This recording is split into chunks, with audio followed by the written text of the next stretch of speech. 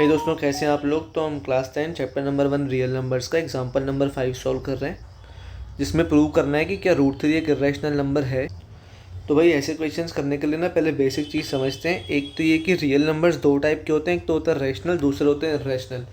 इन questions में हम क्या करते हैं कि पहले बोलते हैं कि इस नंबर को हम रैशनल मान लेते हैं। For instance let this number is rational.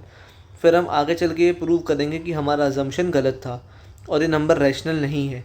तो अगर ये नंबर रैशनल नहीं है तो सीधी सी बात है कि इरेशनल ही होगा। ठीक है, इसको बोलते हैं कॉन्ट्राडिक्टरी मेथड, जिसमें पहले रैशनल मानते हैं फिर हम प्रूव करते हैं कि हमारा अजम्पशन गलत था। तो क्योंकि ये नंबर रैशनल नहीं हो सकता तो ये नंबर हमारा इरेशनल ही होगा। तो ये इरेशनल ही होगा। ये रैशनल क्यों नहीं है, इसको प्रूव करने के लिए कुछ चीज़ें ज़रूरी लगती हैं। एक थ्योरम 1.2 है आपके एनसीईआरटी में, जो कहती है कि कोई भी नंबर का स्क्वायर अगर प्राइम नंबर से डिविजिबल है तो वो नंबर खुद भी प्राइम नंबर से डिविजिबल होगा। जैसे कि मैंने यहाँ पे 144 लिया है जो कि 12 का स्क्वायर है। तो 144 अगर 3 से डिविजिबल है, जो कि 3 एक प्राइम नंबर है, हाँ ये डिविजिबल है, देखो ये 48 टाइम्स जाएगा। तो अगर 144 3 से डिविजिबल है तो आपका 12 भी 3 से डिविजिबल होगा। If a square is divisible by a prime number then a is also divisible by prime number. ये थ्योरम सिर्फ प्राइम नंबर्स के लिए रहती है। तीसरी चीज़ जो इस क्वेश्चन में काम आएगी वो होते हैं कोप्राइम नंबर्स। वो नंबर्स जिनमें 1 के सिवा दूसरा कोई कॉमन फैक्टर नहीं होता उनको हम कोप्राइम नंबर्स बोलते हैं। जैसे 5/6 है या फिर 2/3 है। तो इनमें भाई कोई भी कॉमन फैक्टर नहीं है, ये सिर्फ 1 से कट सकते हैं, है ना। पर जैसे 4/6 है, ये 2 से कट सकता है ना, 2 2 से 4, 2 3 से 6।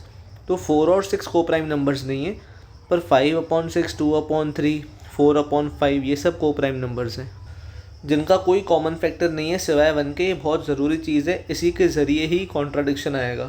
तीसरी चीज़, कोई भी रैशनल नंबर होता है उसको हम P/Q के फॉर्म में लिख सकते हैं, जहाँ पे डिनोमिनेटर हमारा ज़ीरो नहीं होना चाहिए बस। क्योंकि अगर डिनोमिनेटर ज़ीरो हो गया तो वो इन्फिनिटी के इक्वल बन जाता है, जिसको हम नॉट डिफाइंड बोलते हैं। बस अब क्वेश्चन शुरू करना है।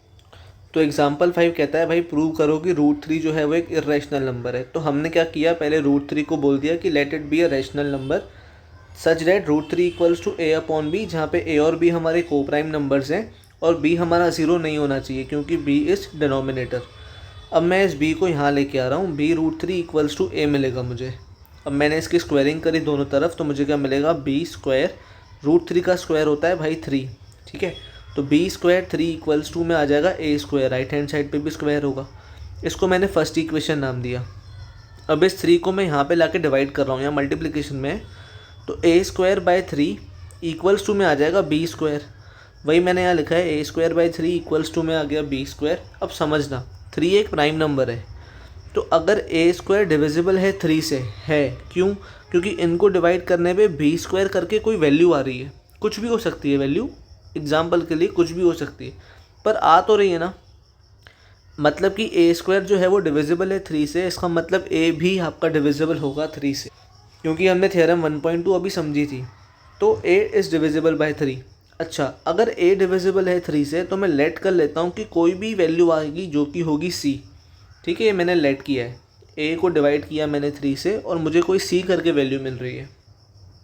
अब इस 3 को यहाँ ले आ रहा हूँ, A इक्वल्स टू 3C।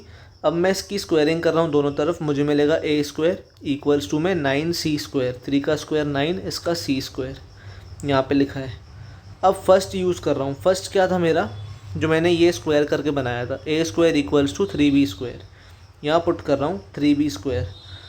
अब इस 3 को मैं काट के यहाँ नीचे ले आया, ठीक है। B square equals to 9C square by 3, 3 से 9 कटेगा 3 टाइम्स, तो B स्क्वायर मिलेगा 3C स्क्वायर। अब देखो 3 को यहाँ नीचे लेके आ रहा हूँ, तो B स्क्वायर को डिवाइड कर रहे हैं जब 3 से, जो कि प्राइम नंबर है, हमको C स्क्वायर नाम की वैल्यू मिल रही है। इसका मतलब कि B square is divisible bye 3। अगर B स्क्वायर डिविजिबल है एक प्राइम नंबर से तो B भी डिविजिबल होगा एक प्राइम नंबर से, थ्योरम 1.2 के हिसाब से जो हम देख चुके हैं।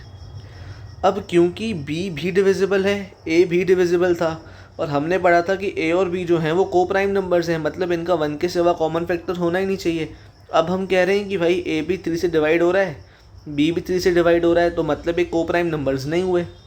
But this contradicts the fact कि A और B जो हैं वो को प्राइम्स हैं, क्योंकि अगर वो को प्राइम हैं तो वो डिविजिबल बाय 3 नहीं होने चाहिए ना दोनों के दोनों।